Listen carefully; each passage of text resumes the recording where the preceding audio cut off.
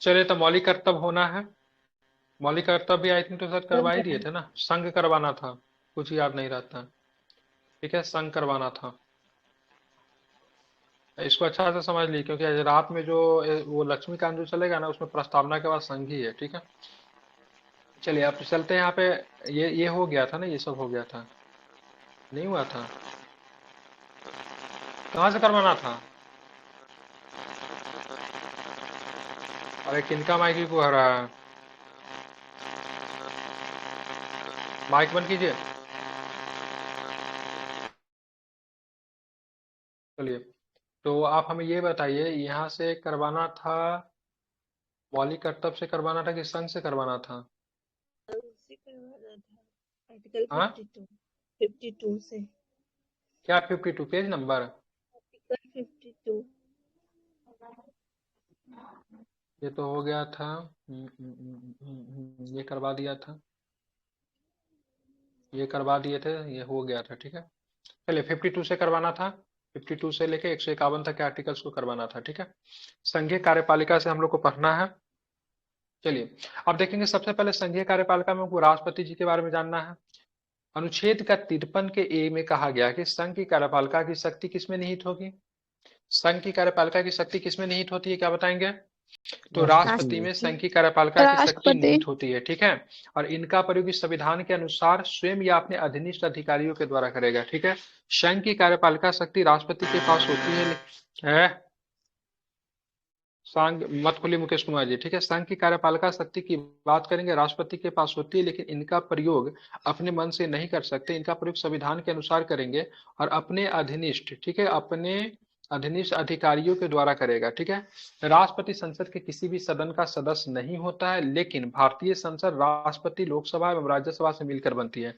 राष्ट्रपति संसद के किसी भी सदन का सदस्य नहीं होता, लेकिन फिर भी संसद का हिस्सा है, लेकिन किसी सदन का सदस्य नहीं है। ठीक है। भारतीय संसद किस किस से मिलने से बनेगा? तो लोकसभा, राज्यसभा और राष्ट्रपति। ठीक है। राष्ट्रपति को संसद का अंग माना जाता है, हालांकि राष्ट्रपति को संसदीय विशेषाधिकार प्राप्त नहीं है। ठीक है। राष्ट्रपति के पास संसदीय विशेषाधिकार नहीं है, लेकिन संसद का अंग जो है राष्ट्रपति को माना जाता है। भारत में राष्ट्रपति के शपथ का प्रारूप किसमें दिया गया है? राष्ट्रपति का शपथ किस आर्टिकल में? इंपोर्टेंट आर्टिकल से याद कर लीजिए, किसमें है आर्टिकल राष्ट्रपति का 7। शपथ, किसमें है? किसमें साठ। आर्टिकल है? 7। बिल्कुल 7। 60 में है। ठीक है। राष्ट्रपति के शपथ की बात करेंगे 60 में, ये इंपॉर्टेंट आर्टिकल्स है। ठीक है। जबकि अन्य पदाधिकारियों तथा संसद तथा राज्य के विधानमंडल का शपथ का प्रारूप किसमें मिलेगा? तो तीसरी अनुसूची में मिलेगा। यही इंपॉर्टेंट है। ठीक है। तीसरी अनुसूची में क्या है? तो शपथ है। क्या है तीसरी अनुसूची में? तो शपथ है। ठीक है। क्या है तीसरी अनुसूची में?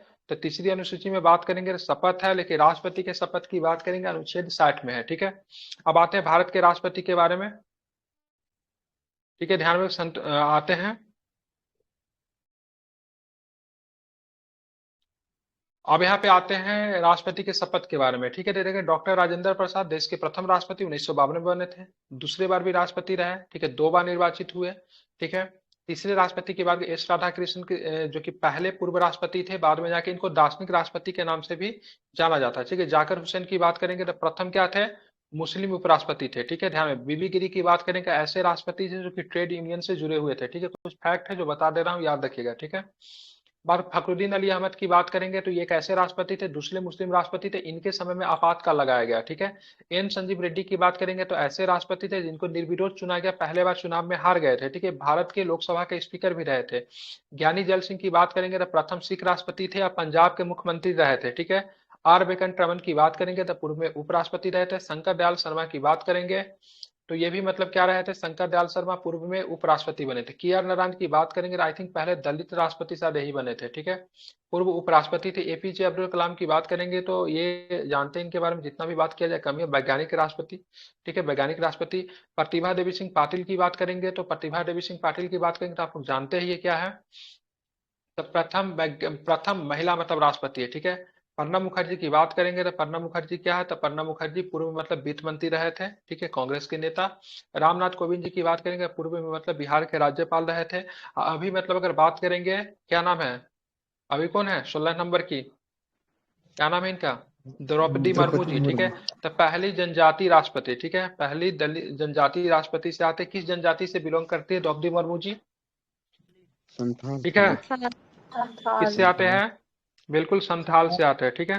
ये आदिवासी। पीडीएफ आपको मिल जाएगा, चैनल में लिंक मिल जाएगा, चैनल का लिंक पिन किया हुआ है ऊपर में, देखिए ग्रुप के सबसे ऊपर में पिन किया हुआ, ज्वाइन कर लीजिए।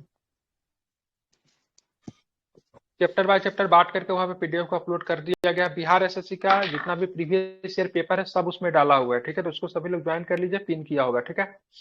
बीबी गिरी के कार्यवाहक राष्ट्रपति एवं राष्ट्रपति के तौर पर कार्य किया। जाकिर हुसैन और फखरुद्दीन अली अहमद के कार्यकाल के दौरान निधन हो गया, ठीक है, दो राष्ट्रपति के कार्यकाल के दौरान निधन हो गया। जाकिर हुसैन और फखरुद्दीन अली अहमद का कार्यकाल के दौरान निधन हो गया, ठीक है, ध्यान में रखेंगे। नीलम संजीव रेड्डी एकमात्र राष्ट्रपति जिन्होंने लोकसभा अध्यक्ष के रूप में काम किया है, जो कि मैंने आपको ऊपर भी पहले ही बता दिया है, इसको आपको ध्यान में रखना चाहिए, ठीक है। आगे चलेंगे तो ज्ञानी जैल सिंह, शंकर दयाल शर्मा, ज्ञानी जैल सिंह, शंकर दयाल शर्मा, बीडी जट्टी जो कि कार्यवाहक थे। नीलम संजीव रेड्डी ने राज्यों के मुख्यमंत्री के रूप में कार्य किया, ये बहुत सुंदर प्रश्न है, ठीक है। ज्ञानी जैल सिंह, शंकर दयाल शर्मा, बीडी जट्टी, नीलम संजीव रेड्डी राज्यों के मुख्यमंत्री के रूप में काम किया। तो आप हमें अभी थोड़ा देर पहले हमें बताए थे, ठीक है। शंकर, ये बताइए, ठीक है, ज्ञानी जैल सिंह कहाँ के मुख्यमंत्री रहे थे? पंजाब के। बिल्कुल ठीक है। शंकर दयाल शर्मा कहाँ के मुख्यमंत्री रहे थे? शंकर दयाल शर्मा, बताइए, शंकर दयाल शर्मा कहाँ के मुख्यमंत्री रहे थे? मध्य प्रदेश के रहे थे, आई थिंक, ठीक है, मध्य प्रदेश के मुख्यमंत्री रहे थे, ठीक है। बीडी जट्टी के बारे में मैं कंफ्यूज कर रहा हूँ, लेकिन नीलम संजीव रेड्डी आंध्र प्रदेश के मुख्यमंत्री रहे थे, ठीक है। बीडी जट्टी का जरा चेक कर लीजिए। शंकर दयाल शर्मा मुझे, ठीक है, मध्य प्रदेश पता है। ज्ञानी जैल सिंह की बात करें पंजाब, ठीक है, और संजीव रेड्डी साहब की बात करेंगे तो आंध्र प्रदेश के मुख्यमंत्री रहे थे। बीडी जट्टी को जरा चेक कर लीजिए, तो ये भी कार्यवाहक कर्नाटका, बीडी जट्टी, ठीक है, ये दोनों सही बताया ना, ठीक है। अभी तक चार राष्ट्रपति एम राधाकृष्णन, राजेंद्र प्रसाद, जाकिर हुसैन, एपीजे अब्दुल कलाम को भारत रत्न दिया जा चुका है। कितने राष्ट्रपति को भारत रत्न दिया जा चुका है? तो चार राष्ट्रपति को अभी तक भारत रत्न मिला है, ठीक है। एस राधाकृष्णन, राजेंद्र प्रसाद जी को, जाकिर हुसैन जी को, एपीजे अब्दुल कलाम जी को। इसमें से आप कलाम साहब का ध्यान रखें, कलाम साहब को भारत रत्न कब मिला था, क्या बताएंगे? 1997। बिल्कुल ठीक है, कहाँ पे मिला था? 1997 में इनको भारत रत्न मिला था, ठीक है, ध्यान रखेंगे। जाकिर हुसैन साहब को पहला, सबसे पहले भारत रत्न जब मिला था 1954 में, 3 लोगों को, किनको किनको मिला था? वेंकटवन रमन, सीवी रमन, ठीक है, RRR, ठीक है, सीवी रमन और राधा कृष्णन साहब, R वेंकट रमन साहब, एक और से किनका नाम होगा? क्या नाम है? राजेंद्र प्रसाद। राजेंद्र प्रसाद जी को नहीं मिला था 1954 में, ठीक है। राधा कृष्णन साहब को, R वेंकट रमन को, सीवी रमन को, ठीक है, इस सभी लोगों को मिला था, कब मिला था? 1954 में मिला था, ठीक है। राजेंद्र प्रसाद जी को 62 में, जाकिर हुसैन जी को 63 में, कलाम साहब को 97 में भारत रत्न दिया गया था। अब आते हैं, अब देखेंगे यहाँ पे राष्ट्रपति और उपराष्ट्रपति में कंपेयर करेंगे। तो राष्ट्रपति का पद किसमें है, किस आर्टिकल्स में राष्ट्रपति का पद? 52 में। बिल्कुल 52 में। उपराष्ट्रपति किसमें? उपराष्ट्रपति क्या बताएंगे? उपराष्ट्रपति, बिल्कुल उपराष्ट्रपति की बात करें 63 में, ठीक है। पद के हेतु अर्हताएं की बात करेंगे तो राष्ट्रपति बनने के लिए उम्र कितनी होनी चाहिए? 35 वर्ष की आयु पूरा कर लोकसभा का सदस्य निर्वाचित होने की योग्यता होना चाहिए, लाभ के पद पे ना हो। जबकि उपराष्ट्रपति के लिए भी 35 वर्ष की आयु पूरी कर चुका हो, राज्यसभा का सदस्य निर्वाचित होने की योग्यता, लाभ के पद पे ना हो, ठीक है। उपराष्ट्रपति के लिए राज्यसभा, राष्ट्रपति के लिए लोकसभा, ठीक है। निर्वाचक गण में कौन पार्टिसिपेट करते हैं? संसद के दोनों सदनों के, राज्य के विधानसभाओं के, ठीक है, विधान परिषद नहीं, ठीक है, विधान परिषद नहीं, केवल निर्वाचित सदस्य, ठीक है, ध्यान में रखेंगे, केवल निर्वाचित सदस्य ही पार्टिसिपेट करेंगे, ठीक है। संसद के कोई भी सदन, ठीक है, साथ में विधानसभा के भी निर्वाचित सदस्य, साथ में दो राज्यों का, ठीक है, दो केंद्र शासित प्रदेश के भी मतलब सदस्य इसमें पार्टिसिपेट करते, क्योंकि वहां पे विधानसभा है। दोनों की बात करें, दिल्ली और पुडुचेरी विधानसभा के निर्वाचित सदस्य, ठीक है, कब से शामिल होते हैं? तो 1992 से शामिल होते हैं। 70वां संविधान, ये इंपोर्टेंट है, रट लीजिए इसको, ठीक है। VVI अगर पूछेगा राष्ट्रपति के चुनाव में दिल्ली विधानसभा और पुडुचेरी विधानसभा के, ठीक है, सदस्यों को भी मतलब शामिल होने की अनुमति कब से दी गई? तो 1992 से दी गई। या कौन सा संविधान संशोधन हुआ 1992 में? तो क्या बताएंगे? 70वां संविधान संशोधन के तहत इनको अनुमति दी गई थी, ठीक है, याद रखिए, इंपोर्टेंट है, ठीक है। जबकि यहाँ पे उपराष्ट्रपति के निर्वाचन में संसद के निर्वाचित एवं मनोनीत सदस्य दोनों होते हैं, ठीक है, इंपोर्टेंट है। लेकिन इसमें राज्य विधानसभा के सदस्य नहीं होते हैं। क्या नहीं होते हैं? राज्य राज्य विधानसभा विधानसभा के सदस्य नहीं होते, ठीक है। राष्ट्रपति के चुनाव में, ठीक है, राष्ट्रपति के चुनाव में आप देखोगे तो केवल निर्वाचित सदस्य मनोनीत सदस्य का रास्ता कट्टा कट्टा होता है, ठीक है, क्योंकि संसद के निर्वाचित और मनोनीत सदस्य दोनों जो आते हैं उपराष्ट्रपति के चुनाव में आते हैं। लेकिन राष्ट्रपति को हटाने की प्रक्रिया में, ठीक है, संसद के मनोनीत सदस्य जो होते हैं वो भी पार्टिसिपेट करते हैं, ठीक है। लेकिन चुनने की प्रक्रिया में केवल मतलब निर्वाचित सदस्य ही मतलब क्या होते हैं, चुने जाते हैं, ठीक है, ध्यान में इसको रखना है।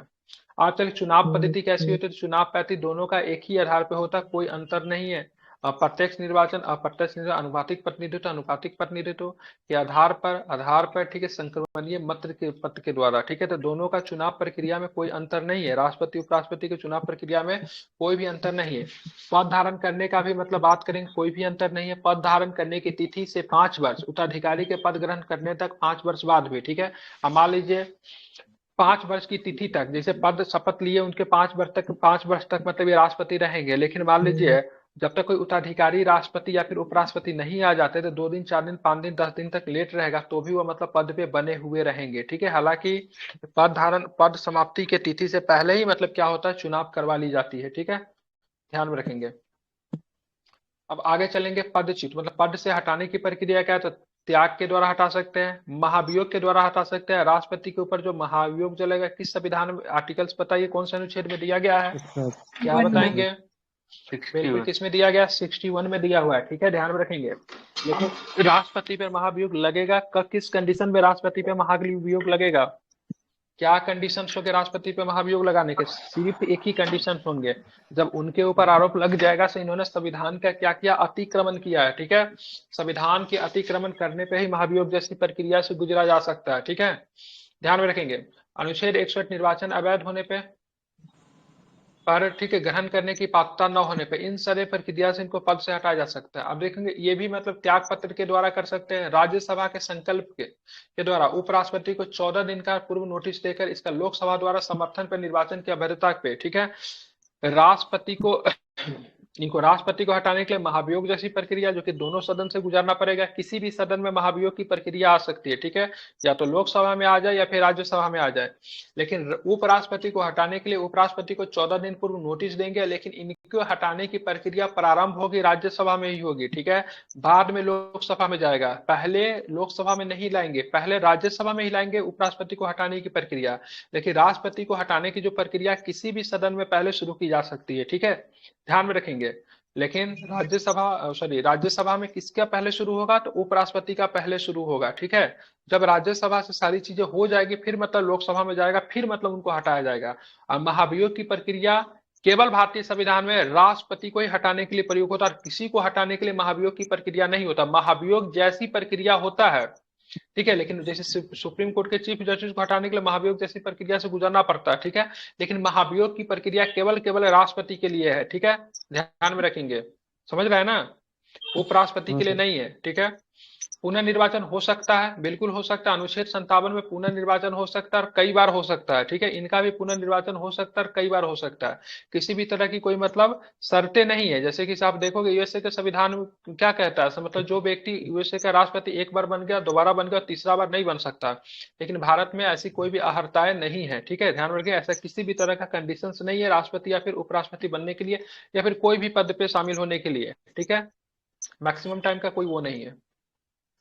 अब यहाँ पे देखेंगे, ठीक है, कुछ प्रश्न देख लेंगे। यदि राष्ट्रपति के चुनाव के समय किसी विधानसभा में कुछ स्थान खाली है या किसी राज्य की विधानसभा भंग है, तो इसे राष्ट्रपति का चुनाव बाधित नहीं होगा। जो सदस्य उस समय विधानसभा में है उन्हीं के मतदान को पर्याप्त समझा जाएगा, ठीक है, ध्यान रखें, क्योंकि यहाँ पे इसलिए ये प्रश्न जानना हमारे लिए जरूरी हो जाता है। क्यों हो जाता है, क्योंकि राष्ट्रपति के चुनाव में आप देखोगे तो राज्य विधानसभाओं के सदस्य का भी पार्टिसिपेट होता है। तो मान लीजिए कोई विधानसभा ही पूरा खाली है, फिर भंग हो चुका है, या फिर वहां पे कुछ सदस्य मतलब टोटल मेंबर जो होता है उपस्थित नहीं है, ऐसे कंडीशन में राष्ट्रपति का चुनाव होगा। राष्ट्रपति का चुनाव मतलब क्या होगा, भंग नहीं माना जाएगा, ठीक है, ध्यान में रखेंगे, ठीक है, राष्ट्रपति का चुनाव होगा, टाइम से ही होगा। अब यहाँ पे लाभ का पद को डिफाइन करने के लिए, लाभ का पद को कौन डिफाइन करता है, राष्ट्रपति करते हैं, सुप्रीम कोर्ट करते हैं, संसद करते हैं, या फिर वाइस प्रेसिडेंट लाभ के पद को डिसाइड करते हैं। लाभ का पद कौन सा है, इसको निर्णय लेने की जिम्मेवारी किसकी होती है, संसद की होती है। बिल्कुल, लाभ के पद कौन डिसाइड करेगा, संसद डिसाइड करेगा। लाभ के पद के प्रयोजन के लिए भारत के राष्ट्रपति, उपराष्ट्रपति, किसी राज्य के राज्यपाल केंद्र या राज्य के किसी मंत्री को लाभ का पद का धारक नहीं माना जाएगा। ठीक है, ध्यान में रखिएगा। कोई विधायक है, कोई सांसद है, किसी राज्य का राज्यपाल है, केंद्र या राज्य सरकार में किसी मंत्री है, तो वो लाभ का पद नहीं माना जाता है। ठीक है, ध्यान रखिए। लाभ का पद होता है भारत सरकार के अधीन, किसी सरकारी नौकरी में आप हो तो वो लाभ का पद है, लेकिन मंत्री, विधायक, सांसद, राज्यपाल, मुख्यमंत्री, ये सब लाभ का पद नहीं होता है। ठीक है। भारत का राष्ट्रपति होने के लिए जन्म से भारत का नागरिक होना आवश्यक नहीं है, जैसा कि अमेरिका में है। ठीक है, जन्म से भारत का नागरिक होना आवश्यक नहीं है। ठीक है, समझ रहे हैं ना, भारत का नागरिक होना चाहिए लेकिन जन्म से भारत का नागरिक नहीं होना चाहिए। अमेरिका में राष्ट्रपति बनने के लिए आपको जन्म से वहां का नागरिक होना चाहिए। जैसे भारत का कोई व्यक्ति चला गया से 50 वर्ष पहले, ठीक है, जैसे अभी कोई व्यक्ति गया, अब 50 साल अमेरिका में रह रहा, तो जाहिर सी बात है वहां का नागरिक बन जाएगा। ठीक है, सब कुछ वहां का अपना लेगा, लेकिन वो चाहेगा वहां का राष्ट्रपति बन जाए तो वो संभव नहीं है। ठीक है, उसको वहां का राष्ट्रपति बनने के लिए वहीं का जन्मा हुआ होना चाहिए। ठीक है, ध्यान रखें। लेकिन भारत में ऐसा कंडीशन नहीं है, भारत का नागरिक होना चाहिए, ये कोई जरूरी नहीं सब भारत का जन्मा हुआ व्यक्ति होना चाहिए। ठीक है, यदि राष्ट्रपति उपराष्ट्रपति का पद त्याग, मृत्यु, त्याग पर निष्कासन के कारण रिक्त होता है तो राष्ट्रपति का चुनाव 6 महीने एवं उपराष्ट्रपति का चुनाव यथाशीघ्र संपन्न कराने का प्रावधान है। ठीक है, ध्यान रखेंगे। 6 महीना के अंदर में अगर राष्ट्रपति का मृत्यु हो जाता है तो उनके पद को मतलब 6 महीना के अंदर में भरने की मतलब संभावना तय की गई है। अगर उपराष्ट्रपति का मृत्यु होता है तो इसका मतलब क्या होना चाहिए, यथाशीघ्र, जितना जल्दी हो सके उतना जल्दी करवा लिया जाएगा। ठीक है, दोनों नवनिर्वाचित राष्ट्रपति उपराष्ट्रपति पद अवधि ग्रहण से 5 वर्षों तक अपने पद पे बने रहेंगे, ये भी आपको ध्यान में रखना है। अब चलेंगे आगे। राष्ट्रपति या उपराष्ट्रपति के निर्वाचन संबंधी सभी शंकाओं और विवादों की जांच का फैसला सर्वोच्च न्यायालय द्वारा किया जाएगा। इस संबंध में उनका निर्णय अंतिम होगा।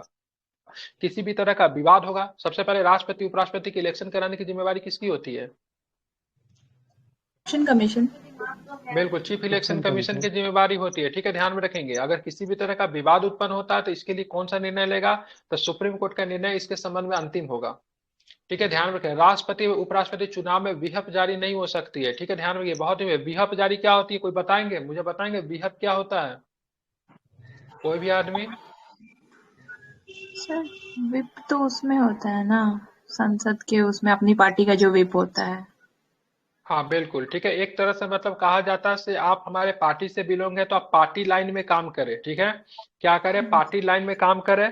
पार्टी लाइन में मतलब पार्टी का जो लाइन है, पार्टी का जो विचार है उसमें रहे। तो मतलब पार्टियां मतलब क्या करते हैं, व्हिप जारी करती है। ठीक है, जैसे कि से मैंने कोई पार्टी बनाया, ठीक है, आप मेरे चुनाव चिन्ह पर लड़े और आप जीत कर मतलब संसद भवन में गए। ठीक है, आप बोलेंगे महिला संशोधन विधेयक जो बिल जो आया उसको आपको विरोध करना है। ठीक है, तो आप उसका विरोध करोगे क्योंकि पार्टी का लाइन ये है। ठीक है, आप उसके समर्थन में वोट नहीं करोगे। अगर आपने पार्टी लाइन के खिलाफ जाकर, ठीक है, अगर आप पार्टी लाइन के खिलाफ जाकर अगर आप उसके समर्थन में अगर वोट कर दिए तो आपकी मतलब वहां पे मतलब आपकी सदस्यता हमारे पार्टी से समाप्त मानी जाएगी, आपके ऊपर दल बदल लगेगा और आपकी मतलब सदस्यता भी लोकसभा से समाप्त हो जाएगी। ठीक है, लेकिन ध्यान में आपको क्या रखना है, ध्यान में ये रखना है राष्ट्रपति और उपराष्ट्रपति के चुनाव में व्हिप जारी नहीं होते। मतलब कोई पार्टी ये नहीं कह सकती है तो तुम इसी व्यक्ति को मतलब क्या करो, वोट करो। ठीक है, कहती तो है लेकिन संवैधानिक तौर पर जारी नहीं होता। अगर वो नहीं भी करेगा तो उसकी सदस्यता नहीं जाएगी। ठीक है ना, हालांकि पार्टियां पहले से तय रहती है सबको किसको राष्ट्रपति के चुनाव में वोट देना, सब कुछ करना, लेकिन एक संवैधानिक तरीके से व्हिप जारी नहीं होता है। ठीक है,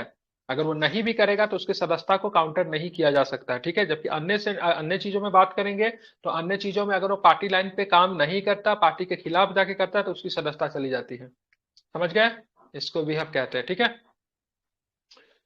आप चलेंगे आगे। राष्ट्रपति को उच्चतम न्यायालय का मुख्य न्यायाधीश अनुपस्थित में भ्रष्ट न्यायाधीश शपथ दिलाता है। राष्ट्रपति को शपथ कौन दिलाएगा, सिंपल क्वेश्चन। तो उच्चतम न्यायालय के जो मुख्य न्यायाधीश होंगे वो शपथ दिलाएंगे, या फिर अगर वो नहीं है तो मतलब कौन शपथ दिया, उनकी अनुपस्थिति में उच्चतम न्यायालय के जो वरिष्ठ न्यायाधीश होंगे वो शपथ दिलाएंगे। ठीक है, आप देखें राष्ट्रपति का चुनाव क्या कोई भी लड़ सकता है? नहीं, कोई नहीं लड़ सकता। इसके लिए कम से कम, ठीक है, 50 मतदाताओं द्वारा प्रस्तावित, ठीक है, कम से कम 50 मतदाताओं द्वारा प्रस्तावित और कम से कम 50 द्वारा अनुमोदित होना चाहिए। ठीक है, वो मेंबर ऑफ पार्लियामेंट भी हो सकता है, ठीक है, विधानसभा का भी सदस्य हो सकता है, कोई भी हो सकता है, लेकिन 50 लोगों का मतलब होना चाहिए। उपराष्ट्रपति के लिए, ठीक है, 20 प्रस्तावक होंगे या 20 मतलब क्या अनुमोदक होंगे, जबकि राष्ट्रपति के लिए 25, ठीक है, 25 प्रस्तावक, सॉरी 25 बोल रहा हूँ, 50 प्रस्तावक और 50 अनुमोदित होना चाहिए। ठीक है, उपराष्ट्रपति के लिए कितने हैं ये ध्यान रखिए, ये गलती मत कीजिएगा, नहीं तो 50 के आधा 25 कर दीजिएगा। उपराष्ट्रपति में कितना है, कितना है, 20 कितना है, 20। कहानी मत सुनिए, जब पूछा जाए तो बीच बीच में बताइए भी, ठीक है, ताकि कॉन्सेप्ट क्लियर होगा। कहानी सुनने के लिए नहीं आते हैं, ठीक है। चलिए, अब राष्ट्रपति अपना त्याग पत्र किसे देंगे? उपराष्ट्रपति को उपराष्ट्रपति को। उपराष्ट्रपति अपना त्याग पत्र किसे देंगे? राष्ट्रपति को राष्ट्रपति को, ठीक है। बाद का अनुच्छेद 65 कहता है राष्ट्रपति की मृत्यु, त्याग पत्र या पद से हटाए जाने की स्थिति में राष्ट्रपति का पद उपराष्ट्रपति द्वारा संभालने का प्रावधान है। द प्रेसिडेंट, ठीक है, डिस्चार्ज ऑफ फंक्शन एक्ट 1969 के अनुसार यदि उपराष्ट्रपति का पद खाली है तो भारत का मुख्य न्यायाधीश इस पद पे आसीन होगा। उसका पद भी खाली है तो सर्वोच्च न्यायालय का वरिष्ठतम न्यायाधीश राष्ट्रपति का पद संभालेगा। ऐसी एक परिस्थिति 1969 में उत्पन्न हुई जब भारत के मुख्य न्यायाधीश मोहम्मद हिदायतुल्लाह ने राष्ट्रपति का पद मतलब संभाला था, ठीक है। तो ये प्रक्रिया आपकी आई थी है, कब आती? The president discharge of function act, ठीक है, कब आई थी? तो 1969 में आई थी, ठीक है, क्योंकि देश पहला बार उस माहौल से गुजरा, ठीक है, जब मोहम्मद हिदायतुल्लाह, जो कि उस समय देश के मतलब कौन थे? तो देश के मतलब कौन थे? चीफ जस्टिस ऑफ इंडिया थे। उन्होंने मतलब राष्ट्रपति का मतलब पद मतलब समझा था। अगर पूछेगा ऐसी घटना कब आई थी? 1961 में उत्पन्न हुई थी, जब मतलब प्रेसिडेंट ने डिस्चार्ज ऑफ फंक्शन एक्ट 1969 के अनुसार राष्ट्रपति का पद मतलब क्या किया था? संभाला था, ठीक है। इसको आपको ध्यान में रखना है। राष्ट्रपति की शक्तियां की बात करेंगे, राष्ट्रपति की शक्ति आपको किसमें दी हुई है? 77(1) के अनुसार, अनुच्छेद 77(1) के अनुसार भारत सरकार की समस्त कार्यपालिका, ठीक है, कार्यवाही राष्ट्रपति के नाम से ही कही जाएगी, ठीक है। भारत सरकार का समस्त कार्य किनके नाम से होगा? राष्ट्रपति के नाम से होगा, ठीक है। भारत के मतलब जो भी मतलब एम्बेसडर वगैरह जो होंगे, ठीक है, भारत के जो भी एम्बेसडर वगैरह कुछ भी होंगे, वो मतलब अपना जो किसी देश में जाके मतलब एम्बेसडर का पद ग्रहण करेंगे तो किनके नाम से लेटर ले जाएंगे? राष्ट्रपति के नाम से ले जाएंगे, ठीक है। या फिर, ठीक है, किसी देश का एम्बेसडर जब आएगा, ठीक है, तो किनको अपना मतलब सब कुछ सौंपेगा? तो राष्ट्रपति को सौंपेगा, ठीक है, ध्यान में रखेंगे। तो ये सारे प्रश्न क्या है, इंपॉर्टेंट है, इसको जरा आप लोग एक बार नजर डालें, ठीक है, बहुत इंपॉर्टेंट है। और यहाँ से प्रश्न कई बार एग्जाम में आए भी है, ठीक है। सभी नियुक्तियां राष्ट्रपति को अपने विवेक से नहीं है, ठीक है। नियुक्ति करने का अधिकार राष्ट्रपति को होता है, लेकिन अपने विवेक से सारी प्रकार की नियुक्ति नहीं कर सकती है। किसके किसके सलाह से वो नियुक्ति करती है, तो क्या बताएंगे? कैबिनेट। बिल्कुल, ठीक है, किसी कैबिनेट, ठीक है, ध्यान में रखेंगे, कैबिनेट के सलाह। प्रधानमंत्री कहना उचित नहीं होगा, अगर प्रधानमंत्री कहते हैं तो बहुत भारी मतलब सबका गलत होने वाला है, ठीक है। किसके? ध्यान में, कैबिनेट, ठीक है, ध्यान रखें, किसके? कैबिनेट के सलाह से करते हैं, ठीक है। किसके सलाह से करते हैं? कैबिनेट के सलाह से करते हैं, ध्यान में इसको रखना है, ठीक है। किसके सलाह से करते हैं? कैबिनेट के सलाह से करते हैं, ठीक है। मंत्रिपरिषद की सलाह के अनुसार करनी चाहिए। कुछ पदों के मामले में उसे भिन्न व्यक्तियों की सलाह लेनी पड़ती है, ठीक है। आप बताएंगे कुछ पदों के मामले में किसकी सलाह लेनी पड़ती है। जैसे मान लीजिए कि आपको किसी राज्य के हाई कोर्ट के चीफ जस्टिस की नियुक्ति करनी है, तो ऐसे करने से मंत्रिपरिषद की सलाह नहीं लेगा, इसलिए चीफ जस्टिस ऑफ इंडिया का सलाह लेगा, ठीक है। समझ गए? क्लियर? आगे चले गए। राष्ट्रपति देश का सेना का सर्वोच्च सेनापति होता है, पता ही आपको। उसे किसी देश के साथ युद्ध घोषित करने का भी अधिकार है, शांति स्थापित करने का भी अधिकार है। ये भी आप लोग अच्छे तरीके से जानते हैं, इसमें कोई दो राय नहीं है, ठीक है, पता है ना, कोई दिक्कत तो नहीं है। आसान क्वेश्चन था ये, ठीक है। मतलब युद्ध की घोषणा भी कर सकता है और शांति स्थापित भी कर सकता है, ठीक है, ध्यान में आपको ये रखना है। आगे चलेंगे तो क्या है, राष्ट्रपति संसद के समस्त निम्नलिखित प्रतिवेदन प्रस्तुत करता है, ठीक है, ये ध्यान में रखिएगा। यहाँ पे एक और पॉइंट छूट गया, ठीक है, किंतु ये शक्ति औपचारिक है, ठीक है, ध्यान में रखेंगे, किंतु ये शक्ति क्या है? औपचारिक है, क्योंकि इसमें भी मंत्रिमंडल की भूमिका होती है। राष्ट्रपति संसद के समय निम्नलिखित प्रतिवेदन प्रस्तुत करेगा, बजट या वार्षिक वित्तीय विवरण, ठीक है। हमारे संविधान में बजट शब्द का उल्लेख कहाँ पे देखने को मिलता है? कहीं भी नहीं। हाँ बिल्कुल, ठीक है, हमारे संविधान में बजट शब्द का उल्लेख कहीं भी देखने को नहीं मिलता है। उसके जगह पे क्या मिलता है? वार्षिक वित्तीय विवरण, ठीक है, एनुअल फाइनेंशियल रिपोर्ट, ठीक है। किस आर्टिकल्स में देखने को मिलता है, तो क्या बताएंगे? अनुच्छेद बताइए, कौन सा अनुच्छेद है? 112 बिल्कुल, अनुच्छेद 112, ठीक है। नियंत्रक महालेखा परीक्षक, जिसको सीएजी कहते हैं, का प्रतिवेदन को मतलब क्या करेंगे? संसद के पटल पे रखवाएंगे। कौन सा अनुच्छेद है? क्या बताएंगे? कौन सा अनुच्छेद के तहत? क्या बताएंगे? 151 के तहत, ठीक है, ध्यान रखेंगे। सीएजी की बात करेंगे, सीएजी से संबंधित आर्टिकल्स कहां से कहां तक है, क्या बताएंगे या फिर नहीं बताएंगे? बताइए। 148 से 151। बिल्कुल, 148 से लेके 151 तक है, ठीक है। तीसरा काम क्या होगा? वित्त आयोग की सिफारिश। वित्त आयोग की सिफारिश जो कहेगा उसको भी संसद के पटल पे रखवाएंगे, ठीक है। वित्त आयोग के बारे में जानकारी किसमें दिया हुआ है, क्या बताएंगे? 280 में भारत का वित्त आयोग होगा, उसकी नियुक्ति कौन करेगा? वित्त आयोग की नियुक्ति कौन करेगा, क्या बताएंगे? वित्त आयोग की नियुक्ति वित्त आयोग की नियुक्ति मतलब राष्ट्रपति करेंगे, ठीक है, ध्यान में, राष्ट्रपति करेंगे। अब वित्त आयोग कितने वर्षों के लिए होगा? 5 वर्षों के लिए होगा, ठीक है, ध्यान में रखेंगे। संघ लोकसभा आयोग का वार्षिक प्रतिवेदन की बात करेंगे, उसको भी रखा जाएगा, जो कि 323 में है। राष्ट्रीय अनुसूचित जाति आयोग का प्रतिवेदन को भी रखा जो कि 338 में है। राष्ट्रीय अनुसूचित जनजाति की बात करेंगे, अनुच्छेद 338 के क में है। पिछड़ा वर्ग आयोग का प्रतिवेदन की बात करेंगे, अनुच्छेद 340 में। ये सबको मतलब संसद के पटल पर रखवाने की काम करेगी, ठीक है। साथ में अनुच्छेद 317 का ए क्या कहता है? इसके उपबंध है कि कोई धन विधेयक, ठीक है, राष्ट्रपति के सिफारिश से ही संसद में प्रस्तुत किया जाएगा, फिर नहीं किया जाएगा, ठीक है। ध्यान में, धन विधेयक को प्रस्तुत करने से पहले किससे हमको अनुमति लेनी पड़ेगी? किससे अनुमति लेंगे? क्या बताएंगे? बिल्कुल, राष्ट्रपति से अनुमति लेंगे, ठीक है, ध्यान में रखेंगे। किससे अनुमति लेंगे? तो राष्ट्रपति से अनुमति लेंगे। बिना राष्ट्रपति की अनुमति से, ठीक है, धन विधेयक को संसद के पटल पे नहीं रखवा सकते हैं। पॉइंट टू बी नोटेड, ठीक है, ध्यान में रखेंगे, ठीक है। विदाउट राष्ट्रपति के परमिशन से इसको नहीं रखवा सकते। राष्ट्रपति में राज्यपाल की शक्तियों की तुलना में बात करेंगे तो क्या क्या देखने को मिलता है? राष्ट्रपति किन किन कार्यकारी शक्तियां क्या क्या होती है? देखिए, प्रधानमंत्री, मंत्रिपरिषद, महान्यायवादी, नियंत्रक महालेखा परीक्षक, उच्चतम एवं उच्च न्यायालय के न्यायाधीश, ठीक है, राज्यपाल, उपराज्यपाल, मुख्य एवं अन्य निर्वाचन आयोग, संघ लोकसभा के अध्यक्ष एवं सदस्य, वित्त आयोग के अध्यक्ष एवं अध्यक्ष, अनुसूचित जाति, अनुसूचित जनजाति, भाषाई अल्पसंख्यकों के विशेषज्ञों की नियुक्ति करने का अधिकार किसके पास होता है? इस सारे के नियुक्ति करने का अधिकार किसके? राष्ट्रपति के पास है। जबकि राज्यपाल के पास किसका किसका नियुक्ति होता है? तो मुख्यमंत्री एवं अन्य मंत्री, महाधिवक्ता, ठीक है, इधर महान्यायवादी तो इधर महाधिवक्ता। स्टेट में क्या होता है? सॉलिसिटर जनरल होता है, सॉरी एडवोकेट जनरल, गलत बताया। क्या होता है स्टेट में? क्या होता है? एडवोकेट जनरल होता है। और यहाँ पे महान्यायवादी के क्या बोलते हैं? अटॉर्नी जनरल बोलते हैं, ठीक है। अगर पूछेगा भारत सरकार का सबसे बड़ा विधिक अधिकारी कौन, आप, हम या फिर अटॉर्नी जनरल ऑफ इंडिया, कौन होता है? Attorney general of India. लेकिन बोलेंगे राज्य सरकार का सबसे बड़ा विधिक अधिकारी कौन होता है, तो क्या बताएंगे? एडवोकेट जनरल होता है। कौन होता है? एडवोकेट जनरल होता है। सॉलिसिटर जनरल करेंगे तो बहुत ही ज्यादा गलत होगा, ठीक है। राज्य निर्वाचन आयुक्त, राज्य लोकसभा आयोग के अध्यक्ष एवं सदस्य की नियुक्ति, ठीक है। छत्तीसगढ़, मध्य प्रदेश, झारखंड एवं ओडिशा में राज्यपाल द्वारा, ठीक है, जनजाति कालीन मंत्री की नियुक्ति। ये सारे के सारे मतलब होता है, ये एक इंपॉर्टेंट फैक्ट, इसीलिए मैंने क्या बोला, समय आपको डिस्ट्री पढ़ाऊंगा, ठीक है। यहाँ पे डिस्ट्री पढ़ा रहा हूँ, पेड ग्रुप में आपका लक्ष्मीकांत चल रहा है, ठीक है। यहाँ पे इंपॉर्टेंट फैक्ट क्या है? छत्तीसगढ़, मध्य प्रदेश, झारखंड एवं ओडिशा में राज्यपाल के द्वारा जनजातीय कल्याण मंत्री की नियुक्ति की जाती है, ठीक है। इसको आपको ध्यान में रखेगा, इंपॉर्टेंट है, ठीक है, क्योंकि ये सारे के सारे क्या है? आदिवासी राज्य है, ठीक है। संसद का सत्र, दोनों सदन आहूत करना, 17वां स्थान है। लोकसभा को विघटन करने का अधिकार किसके पास है? राष्ट्रपति के पास है। अनुच्छेद 85 कहता है लोकसभा का विघटन करने का अधिकार राष्ट्रपति के पास है। क्या है? लेकिन राष्ट्रपति क्या अपने आप लोकसभा का विघटन कर सकते हैं क्या? उनके पास पावर है क्या? नहीं कर सकते हैं, ठीक है। किसके सलाह पे करेंगे? पीएम साहब के सलाह पे करेंगे, ठीक है, ध्यान में रखेंगे। बात करेंगे यहाँ पे विधानमंडल के दोनों सत्रों का सत्र का आहूत करना, विधान परिषद के 1/6 सदस्यों का नामांकित करना। जो सदस्य कहाँ से चुनकर आएंगे? तो साहित्य, विज्ञान, कला, सहकारी आंदोलन, समाज सेवा से जुड़े लोग जो रहेंगे, इनकी नियुक्ति करने का अधिकार मतलब किनके पास होगा? राज्यपाल के पास होगा, ठीक है। कितने? 1/6। उसी के तुलना में अगर इधर चलेंगे, राज्यसभा में चलेंगे, तो 12 व्यक्तियों का नामांकित करने का अधिकार क्या होगा? राष्ट्रपति साहब के पास होगा, जो कि कहां से आएंगे? साहित्य, विज्ञान, कला एवं समाज सेवा, ठीक है। यहाँ पे एक एक्स्ट्रा जुड़ जाता है, राज्यपाल वाला में एक एक्स्ट्रा जुड़ जाता है। क्या जुड़ जाता है? इसका नाम ध्यान, सहकारी आंदोलन। कौन सा आंदोलन?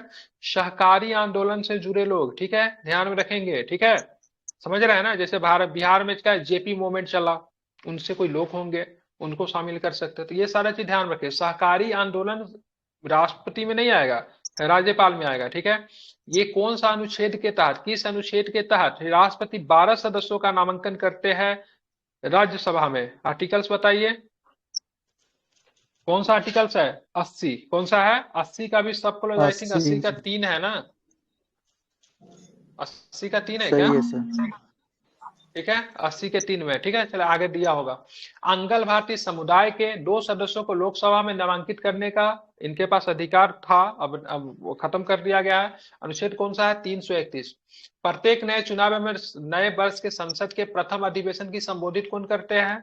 तो राष्ट्रपति करते हैं। अंगल भारतीय समुदाय के 1 सदस्य को, ठीक है, विधानसभा में 1, लोकसभा में 2 था, ठीक है, नामांकित करना अनुच्छेद 333 था। यहाँ पे कौन था? अनुच्छेद 331 था। प्रत्येक वर्ष के अंत में प्रथम सत्र में संयुक्त अधिवेशन का समय अभिभाषण जो होता है ये राज्यपाल देंगे। इनका जो अभिभाषण जो होगा तैयार कौन करेगा? तो कौन तैयार करता है? राष्ट्रपति का अभिभाषण तो कौन तैयार करता है?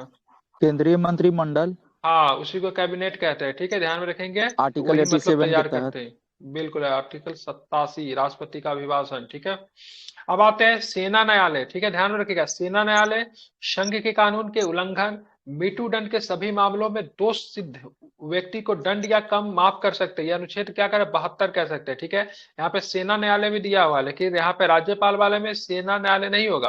और दूसरे मृत्यु दंड भी नहीं माफ कर सकते राज्यपाल साहब। ठीक है, राज्य विधियों के उल्लंघन पर क्षमादान, प्रविलंबन, विराम, लघुकरण अनुच्छेद 161 ध्यान में रखें। लेकिन मृत्यु दंड को राज्यपाल माफ नहीं कर सकता, केवल उसे स्थगित, प्रविलंबित अथवा लघुकृत कर सकता है। सैन्य न्यायालय के तहत सजा प्राप्ति के संदर्भ में राज्यपाल को कोई भी शक्ति प्राप्त नहीं है। ठीक है, ध्यान में रखेंगे। ठीक है, तो ये ध्यान में रखेंगे, राष्ट्रपति को माफी वगैरह का 72 में है, राज्यपाल का कितना में है? तो 161 में है। ठीक है, 161। ध्यान में रखेंगे। ठीक है, अब ये सारी चीजें हो गई। इनकी कौन सी ये इनकी कौन सी शक्ति है? तो इनकी मतलब क्या? न्यायिक शक्ति है। ये भी ध्यान में रखिएगा, राष्ट्रपति का न्यायिक शक्ति पूछ देगा। अगर पूछेगा राष्ट्रपति की मतलब विधायी शक्तियां कौन है, तो विधायी शक्ति यही आपको पता है। ठीक है, ऊपर में जाएंगे तो कार्यकारी शक्ति क्या है? अगर पूछेगा राष्ट्रपति का नियुक्ति संबंधी जो शक्ति है वो किस शक्ति में आएगा, तो क्या बताएंगे? कार्यकारी शक्ति है। ठीक है, ध्यान में रखेंगे, कौन सी शक्ति है?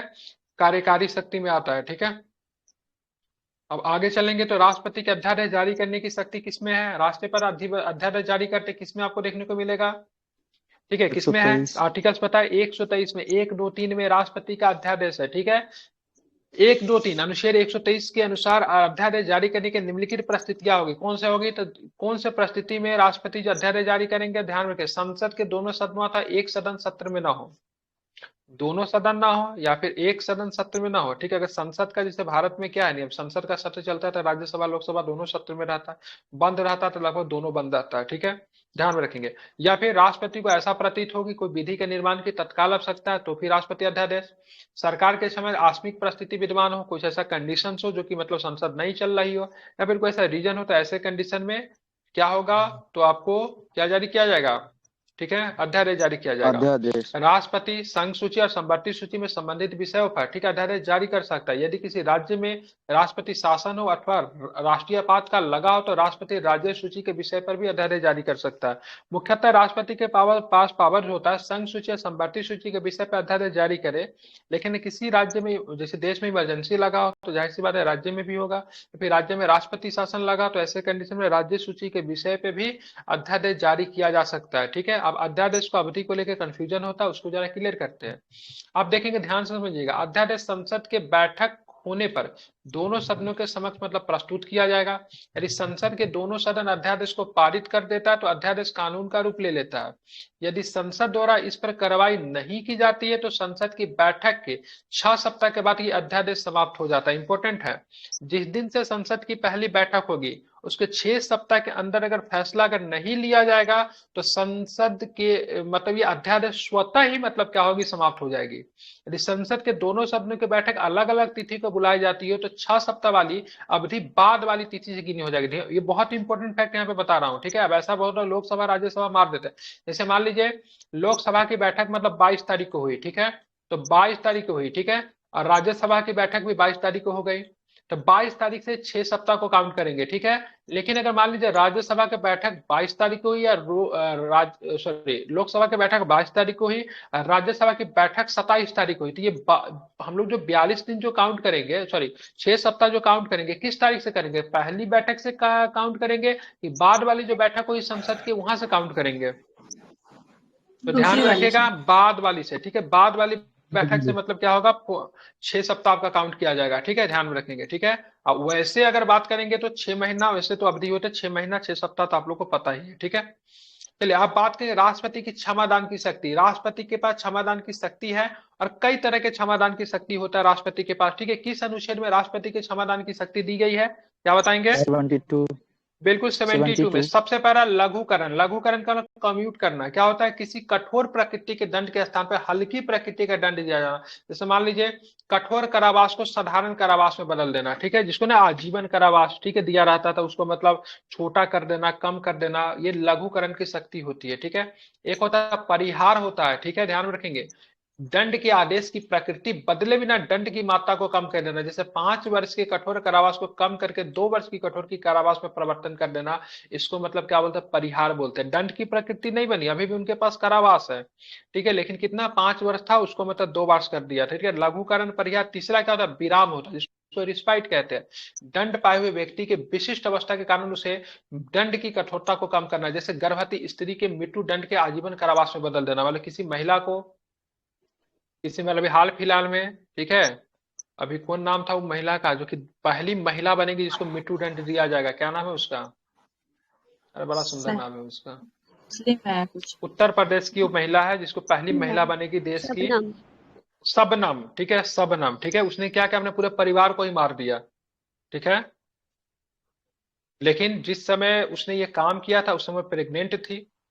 अब उसके बच्चे 5 साल की 6 साल के हो चुके हैं, ठीक है। अब जाके उसको मतलब बच्चे को अलग कर दिया गया उससे, अब फांसी देने की बात चल रही, ठीक है। तो मतलब देश की पहली महिला होगी, ठीक है। इसको मतलब क्या मिला, तो देश की पहली महिला होगी जिसको फांसी मिलेगा, ठीक है। तो ये विराम जो होगा, रोका जो जाएगा किस कंडीशन में, तो कोई गर्भवती स्त्री होगी उसको मृत्यु दंड को आजीवन कारावास में बदल दिया जाएगा।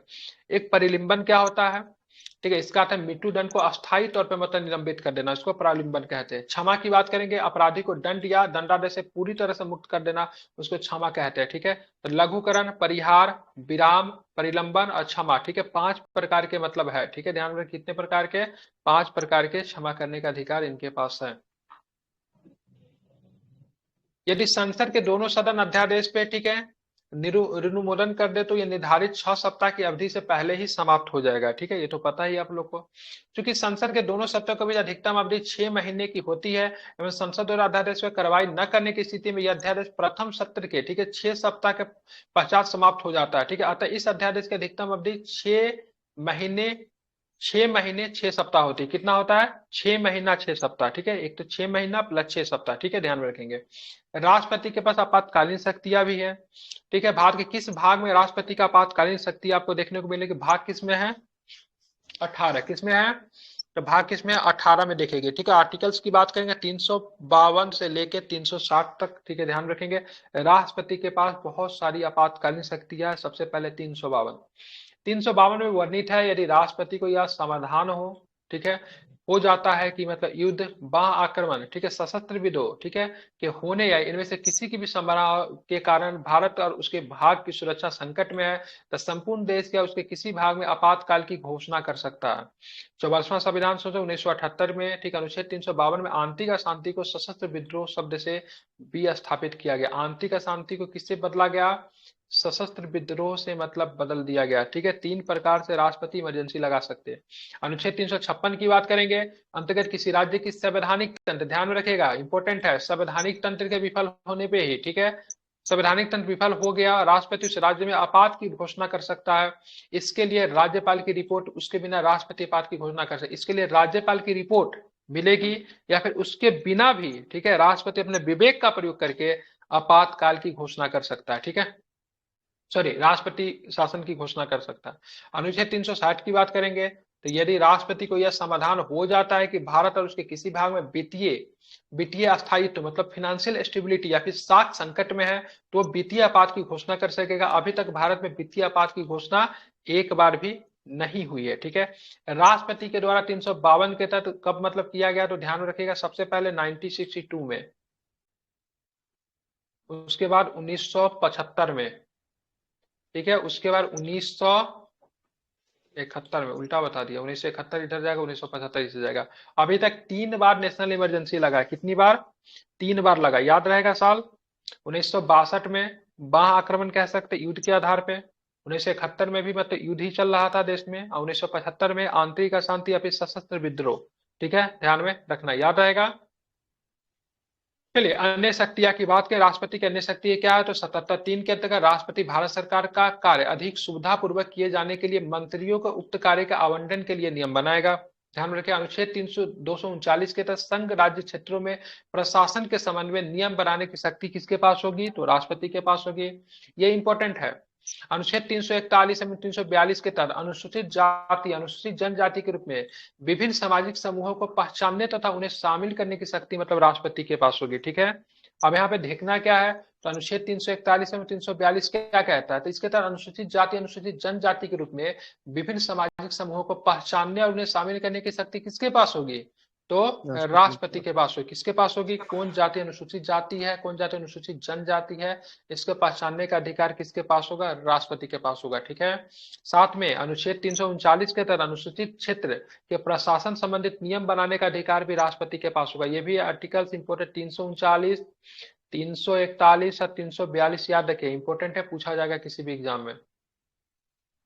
अब यहाँ पे देखिए दोनों में कंपेयर किया है, तो जरा इसको ध्यान में रखेंगे। ठीक है, चलिए अब हाँ आप लोग से मैं पूछता हूँ। ठीक है, अनुच्छेद 352 क्या कहता है, 352 क्या कहता है, 352 में क्या है, 352 में क्या है, राष्ट्रीय आपात है। ठीक है, राष्ट्रीय आपात किस कंडीशन में लगाए जाएंगे, ठीक है, किस कंडीशन में लगाए जाएंगे, युद्ध, बाह्य आक्रमण या सशस्त्र विद्रोह।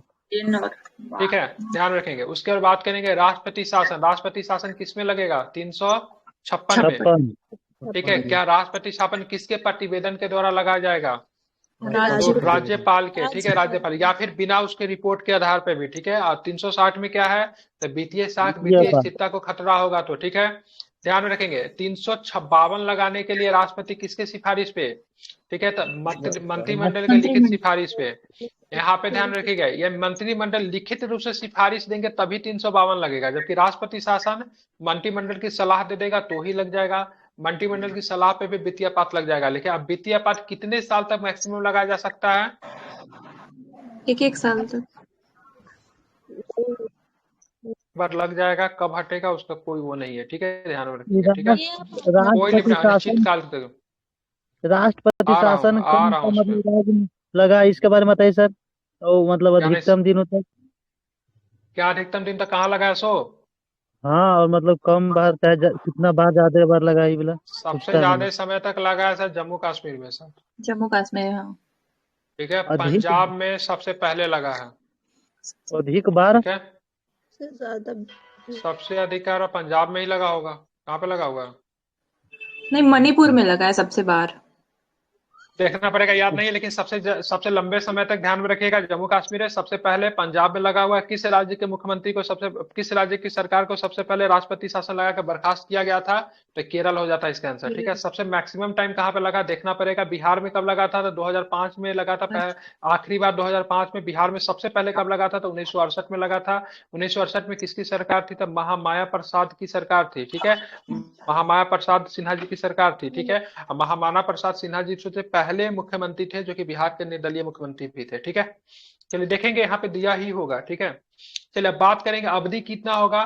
पहली बार 30 दिन, 1 माह के लिए पहली बार लगेगा। ठीक है, 352 पहली बार कितनी बार के लिए लगेगा, तो 1 माह के लिए पहली बार लगेगा। ठीक है, फिर संसद के दोनों सदनों के अनुमोदन से प्रत्येक 6 माह इसी प्रकार से निश्चित काल तक लगेगा। ठीक है, 6 महीना तक बढ़ाते जाएंगे, 6 महीने तक बढ़ाते जाएंगे। ठीक है, लेकिन पहले बार लगेगा 1 माह के लिए लगेगा।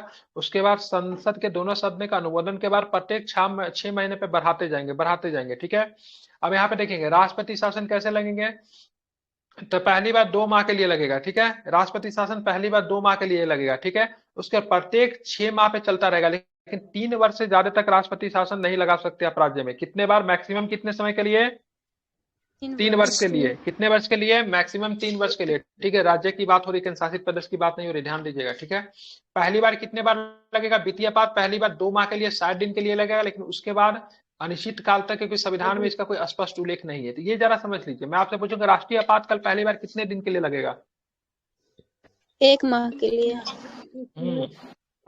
1 माह के लिए। संसद के दोनों सदनों से अनुमोदन पे प्रत्येक 6 माह पे इसकी क्रिया कितने अनिश्चित काल तक बढ़ते जाएगी, लेकिन एक बार में कितना बार आएंगे, 6 माह। ठीक है, 6 माह से ज्यादा नहीं। ठीक है, फिर 6 महीना, फिर 6 महीना, फिर 6 महीना। ठीक है, पहली बार राष्ट्रपति शासन 60 दिन के लिए लगेगा, लेकिन प्रत्येक 6 माह पे इसको बढ़ा के, ठीक है, मैक्सिमम कितने समय तक के लिए बढ़ा सकते हैं राष्ट्रपति शासन, 3 वर्ष के लिए। ठीक है, कितने वर्ष के लिए, 3 वर्ष के लिए बढ़ा सकते हैं। ठीक है, अब यहाँ पे आते हैं वित्तीय आपात। पहली बार कितने दिन के लगेगा, 60 दिन के लिए लगेगा, लेकिन इसको बढ़ा के इसको 60 माह अगर पास हो जाता है, 60 माह अगर पास हो जाता है, देश की आर्थिक स्थिति नहीं सुधरती है, तो लॉन्ग टर्म के लिए लगा हुआ रहेगा। ठीक है, अब ये, ठीक है, ये लगाने के लिए, राष्ट्रीय आपात लगाने के लिए कौन सा बहुमत चाहिए, विशेष बहुमत।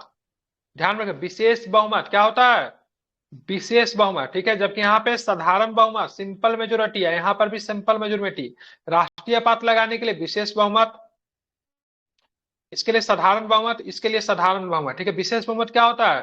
तो सदन के 2/3 उपस्थित और मत देने वाले सदस्यों के बहुमत से ही लग सकता है, ठीक है, विशेष बहुमत, ठीक है। अब आते हैं, ध्यान में रखिएगा, मौलिक अधिकार निलंबित, ठीक है। अनुच्छेद 20 और 21 को छोड़ के सारे मौलिक अधिकारों का निलंबन हो जाता है, ठीक है। अनुच्छेद 20 और 21 छोड़ के सारे मौलिक अधिकारों का निलंबन हो जाता है राष्ट्रीय आपात में। राष्ट्रीय आपात में 358 आर्टिकल्स के तहत, ठीक है, 358 आर्टिकल के तहत अनुच्छेद 19 के तहत जो हमको 6 प्रकार के मौलिक अधिकार दिए उसका पूरा खत्म हो जाएगा। अब 359 के तहत जितना बाकी जो मौलिक अधिकार बचा ना, सारा का सारा समाप्त हो जाएगा। लेकिन 359 आर्टिकल्स 20 और 21 को नहीं समाप्त कर सकता है, ठीक है। मौलिक अधिकार पे, ठीक है, राष्ट्रपति शासन में कोई प्रभाव नहीं पड़ेगा, वित्तीय आपात में भी कोई भी प्रभाव नहीं पड़ेगा, ठीक है। आप देखेंगे, ठीक है, ध्यान में रखेंगे। आप इसको यहाँ पे लगाया तो हम लोगों ने विशेष बहुमत से लगाया, लेकिन वापस लेंगे कैसे? तो वापस लेने के लिए साधारण बहुमत है, राष्ट्रपति स्वयं वापस ले सकता है, राष्ट्रपति कभी भी वापस ले सकता है, ठीक है। लेकिन लगाने के लिए राष्ट्रपति, राष्ट्रीय आपात लगाने के लिए बड़ा लंबा चौड़ा प्रक्रिया से गुजरना पड़ता है, लेकिन वापस लेने के लिए सिंपल मेजोरिटी से भी इसको वापस ले सकते हैं, ठीक है। राष्ट्रपति शासन लगाने के लिए सिंपल मेजोरिटी है, वित्तीय आपात लगाने के लिए सिंपल मेजोरिटी है, लेकिन इसको वापस लेने के राष्ट्रपति के पास स्वयं का अधिकार है, राष्ट्रपति कभी भी इसको वापस ले सकता है, ठीक है। समझ गए? कोई दिक्कत बताइए? नहीं सर, कोई दिक्कत नहीं है। समझ में आ रही है ना? Yes sir. चलिए, और बाकी आज लक्ष्मीकांत में जो अब हम लोग पढ़ेंगे उसमें क्या बोलते हैं उसको, सेंट्रल स्टेट रिलेशनशिप पढ़ेंगे, उसमें राष्ट्रपति वगैरह सब कुछ मतलब आ जाएगा, तो उसमें और भी अच्छे से क्लियर हो जाएगा, ठीक है। उसमें और भी अच्छे से डिटेल्स में दिया रहेगा, ठीक है। लेकिन वैसे तो मैं पढ़ा ही रहा हूँ, ठीक है, और भी अच्छे से उसमें आपको बताऊंगा तो चीजें आपकी क्लियर रहेगी, ठीक है। अब देखें, राष्ट्रपति के पास वीटो या फिर निषेधाधिकार शक्ति है। ये क्लासेज जो है 8:30 बजे चलती है, ठीक है, लेकिन आज किसी काम आ जाने की वजह से मतलब ये सुबह में नहीं हो पाई, ठीक है, इसीलिए आज किया गया। लेकिन कल से आपकी क्लासेस 8:30 बजे से रहेगी, सभी लोग 8:30 बजे जुड़ जाइएगा, ठीक है। चलिए, राष्ट्रपति की वीटो की बात करेंगे। राष्ट्रपति का निषेधाधिकार का सकते, वीटो या फिर निषेधाधिकार क्या होता है? सबसे पहले अत्यंतिक वीटो, ठीक है, जिसको क्या बोलते हैं? Absolute veto. क्या होता है? ऐसा वीटो जो विधायिका द्वारा पारित विधेयक को पूरी तरह खारिज कर सकता है। राष्ट्रपति का अत्यंतिक वीटो अगर प्रयोग करे तो ये एक विधायिका द्वारा पारित विधेयक को पूरी तरीके से खारिज कर सकता है। उसका राष्ट्रपति जो क्वालिफाइड वीटो का प्रयोग करे, विशेषित वीटो होता है, क्या होता है? ऐसी वीटो शक्ति जिसे एक विशेष बहुमत से विधायिका द्वारा खारिज किया जा सकता है। भारतीय राष्ट्रपति के पास ऐसी वीटो शक्ति नहीं है, ठीक है। राष्ट्रपति के पास क्वालिफाइड वीटो भारतीय राष्ट्रपति के पास नहीं है, ठीक है, ध्यान में रखेंगे। यहाँ पे देखिए, राष्ट्रपति पे महाभियोग की प्रक्रिया दिया हुआ, जरा इसको समझ लीजिए, बड़ा इंपॉर्टेंट चीज है, जरा ध्यान से समझिएगा इसको। राष्ट्रपति पे महाभियोग की प्रक्रिया के तहत राष्ट्रपति को मतलब, ठीक है, हटाते हैं। तो सबसे पहले एग्जाम में क्वेश्चन पूछता है, तो भाई साहब बताओ, राष्ट्रपति पे जो महाभियोग की प्रक्रिया जो रहेगी, ठीक है, तो राष्ट्रपति के पर महाभियोग की प्रक्रिया जो रहेगी किस प्रकार की प्रक्रिया? तो बहुत सारे लोग इसे कानूनी प्रक्रिया, ठीक है, लिख देते हैं, लेकिन ये कानूनी प्रक्रिया नहीं है। कैसी? अर्ध न्यायिक प्रक्रिया, ठीक है। कैसी है? कैसी है? अर्ध न्यायिक प्रक्रिया है, ठीक है, ध्यान रखिए, इंपॉर्टेंट है। राष्ट्रपति पे जो महाभियोग जो लगता है कोई कानूनी प्रक्रिया नहीं है। कैसी प्रक्रिया है? क्या बताएंगे? अर्ध न्यायिक प्रक्रिया, जो निम्नबद्ध है। प्रत्येक संसद का कोई सदन राष्ट्रपति पर संविधान के अतिक्रमण का आरोप लगाए, इसकी कुछ शर्तें होगी, ठीक है। राष्ट्रपति पे महाभियोग लगाने का एक ही शर्त क्या है? तो सबसे पहले उस पे क्या होना चाहिए? संसद के अतिक्रमण करने का अधिकार, सॉरी, संविधान का अतिक्रमण करने का आरोप होना चाहिए, ठीक है। सबसे पहले यह आरोप एक रेजुलेशन, ठीक है, रेजुलेशन के रूप में होना चाहिए, ध्यान में रखेंगे। संकल्प, रेजुलेशन का मतलब संकल्प, ठीक है, ध्यान में रखेंगे। कम से कम 14 दिन पूर्व मतलब सूचना देना पड़ेगा राष्ट्रपति को। सदन का कम से कम 1/4 सदस्यों द्वारा हस्ताक्षरित संकल्प हो। रेजुलेशन जो राष्ट्रपति के खिलाफ लाएंगे उस पर कम से कम 1/4 सदस्यों का मतलब क्या होना चाहिए? तो अनुमति होना चाहिए। मतलब हम लाना चाहते हैं, सदन की कुल संख्या के कम से कम, ठीक है, 2/3 बहुमत से संकल्प। अब 1/, जैसे मान लीजिए सदन में सब 200 सदस्य है, तो 200 सदस्य है, ठीक है, तो 200 को 4 से मल्टीप्लाई कीजिए, तो 50 सदस्य तो कम से कम एग्री होना चाहिए से राष्ट्रपति के खिलाफ हम लोग महाभियोग लाना चाहते हैं, ठीक है, तभी सदन में इसे बात ही हो पाएगी, ठीक है। 1/4 सदस्य एग्री हो गया, उसके बाद सदन में जब ये एग्री हो गया तब इस पे बात विवाद होगी, राष्ट्रपति को 14 दिन पहले सूचना दे दिया जाएगा से आपके ऊपर मतलब क्या हो रहा है, रेजुलेशन मतलब लाया जा रहा है, ठीक है, आपको हटाने की प्रक्रिया। अब सदन में 2/3 बहुमत से मतलब संकल्प को पारित किया जाएगा। अब 200 का मतलब क्या करेंगे, 2/3 निकाल लीजिए, क्या होगा, कटेगा तो नहीं है, कटेगा, ठीक है। 2/3 मान लीजिए, अगर यहाँ पे मान लीजिए 300 सदन का संख्या सपोर्ट दैट, ठीक है, तो मतलब कितना हो जाएगा, 2/3 निकाल के देख लीजिए, जितना होगा उतने सदस्यों से मतलब संकल्प पारित हो जाना चाहिए, समझ रहे हैं ना। और जब ये संकल्प जब पारित हो गया, ठीक है, जब ये संकल्प पारित हो गया तो भी राष्ट्रपति नहीं हटेंगे, ठीक है, ये तो लोकसभा से हुआ ना। अब इसके बाद ये सदन, ठीक है, इस सदन से पार होकर दूसरा सदन में जाएगा, राज्यसभा में जाएगा, वहां पे मतलब इन चीजों की मतलब जांच होगा, ठीक है, फिर वहां पे सेम प्रक्रिया पार होगा। यदि संकल्प दूसरे सदन के आरोप सिद्ध होने के बाद उस सदन के कुल सदन 2/3 बहुमत से मतलब पारित हो जाता, तो संकल्प पारित होने की तिथि से राष्ट्रपति को अपने पद से मतलब क्या किया जाएगा, हटा दिया जाएगा।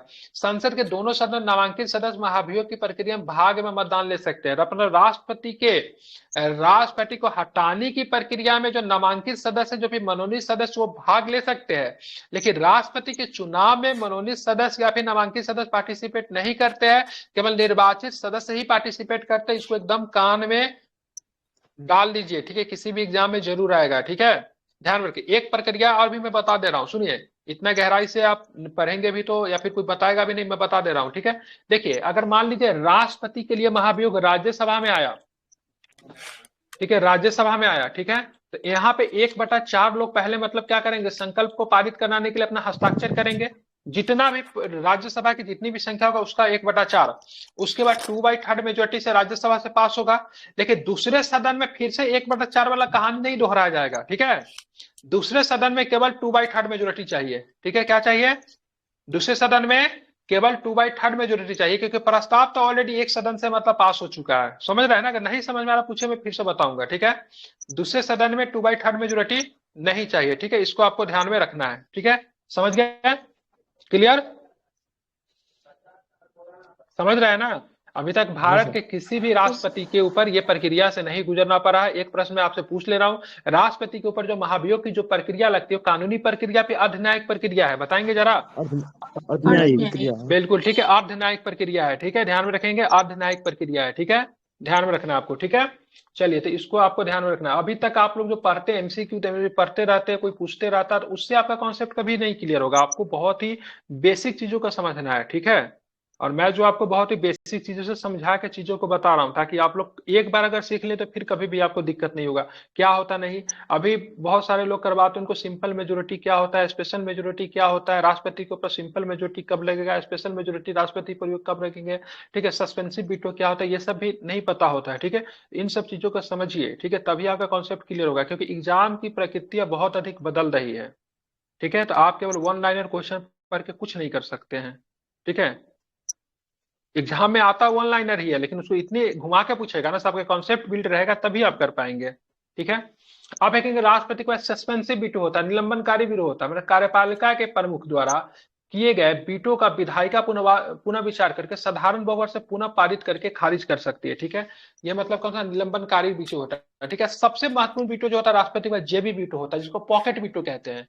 कार्यपालिका के प्रमुख द्वारा विधायक को जो स्वीकृति या अस्वीकृति देने के बजाय उसे अपने पास पड़े रहने देना, मतलब किसी भी प्रकार के मतलब वो अनुमति ही नहीं देंगे, न तो रिप्लाई देंगे या फिर नहीं देंगे, तो ऐसे कंडीशन में अपने पास रोक के रख लेंगे, तो इसको पॉकेट वीटो कहेंगे, जेबी वीटो कहेंगे। सबसे पहली बार इस वीटो का प्रयोग आपको देखने राष्ट्रपति ने किया था, 1986 में किया था, भारतीय डाकघर संशोधन अधिनियम पे राष्ट्रपति ने किया था। उस समय जो राष्ट्रपति थे ज्ञानी जैल सिंह ने इस वीटो का प्रयोग किया था, ठीक है। तो इस तरह का वीटो है, ठीक है, समझे, जेबी वीटो, निलंबनकारी वीटो, अत्यांतिक वीटो, विशेषित वीटो, ये सारा वीटो जो है राष्ट्रपति के। लेकिन विशेषित वीटो जो है ना, क्वालिफाइड वीटो, ये वीटो राष्ट्रपति के पास नहीं है, ठीक है, भारत के राष्ट्रपति के पास नहीं, ये वीटो अमेरिका के राष्ट्रपति के पास होता है, ठीक है, ध्यान रखेंगे, ठीक है, ध्यान रखें, राष्ट्रपति के पास विशेषित वीटो नहीं है, ठीक है, ध्यान में रखें। बाकी अत्यांतिक वीटो है, ठीक है, उसके बाद बात करेंगे, ठीक है, तो निलंबनकारी वीटो है, जेबी वीटो है, ठीक है। कल हम लोग जो है सो उपराष्ट्रपति को पढ़ेंगे, और यहीं से कल हम लोग उपराष्ट्रपति को पढ़ेंगे, ठीक है,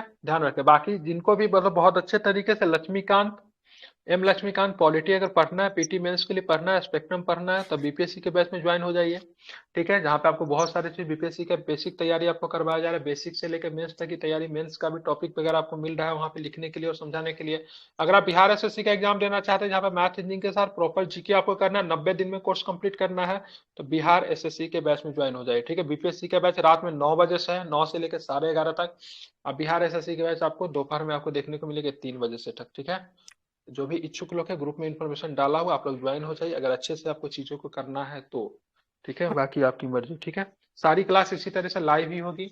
मैथ वगैरह आपको बोर्ड पे बना के दिखाया जाएगा, जो कि यहीं पे स्क्रीन के माध्यम से ही सारा इन्फॉर्मेशन, सारा कुछ ऑनलाइन होगा। ठीक है, स्क्रीन के माध्यम से।